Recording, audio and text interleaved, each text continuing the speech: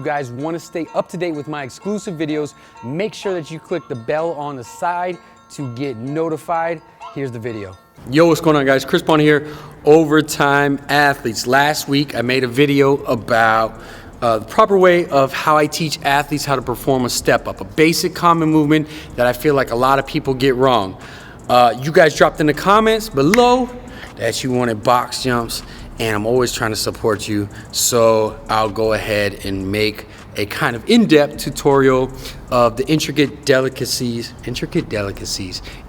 things that I work on for a particular athlete when it comes to the box jump. I'm gonna get really picky here and what I'm looking for. Now, don't get me wrong, box jump is a simple movement that you could just tell an athlete, hey, just jump up onto the box. However, if you're looking for the finer points and the finer details as far as wanting to meticulously perfect you as the athlete or your athlete if you're a coach, here's a couple of things that I'm looking for.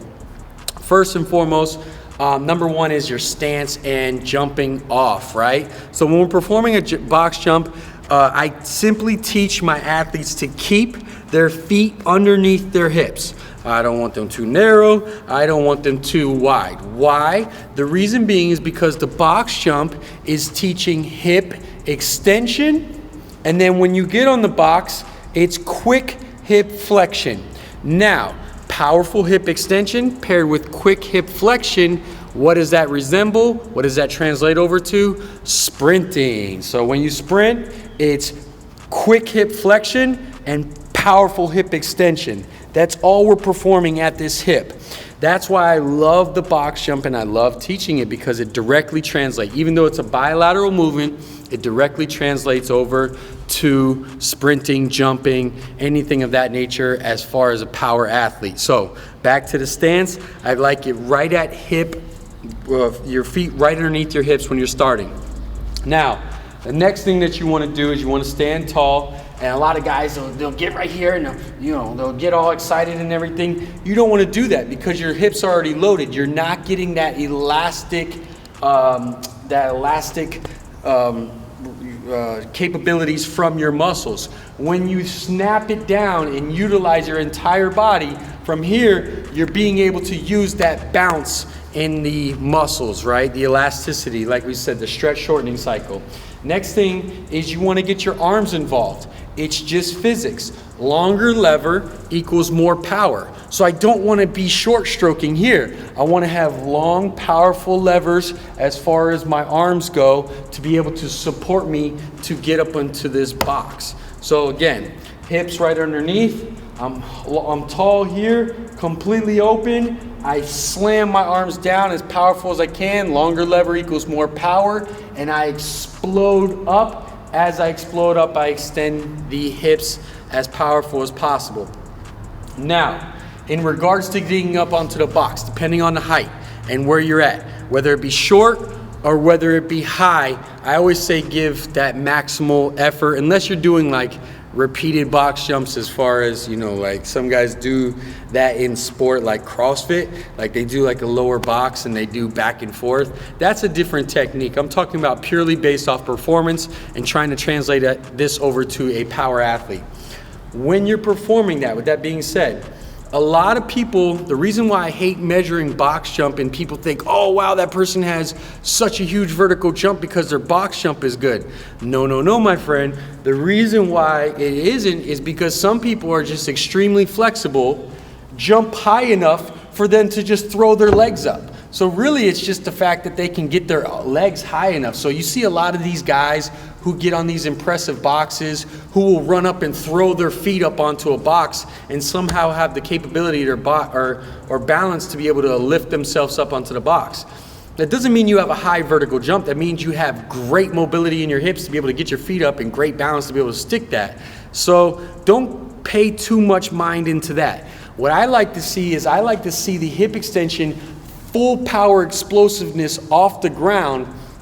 Then the flipping of the hips, the hip flexion simply comes as they're able to then surpass the amount. So I like a good dose basically, or I like to elevate an athlete when I start to see that they don't need to throw their legs or their feet up on top of the box, but more or less they're getting a high enough jump where they can simply clear it. And that's really what I'm looking for. Remember, it's a powerful hip extension and then quick hip flexion to go ahead and land on the box. With that being said, landing on the box, I want to land in the exact same way as I do in my stance when I'm on the ground. Also, what I want to do is I want to land in the exact same position that I did when I jumped, and that's what I teach. So if I'm coming basically a little bit deeper.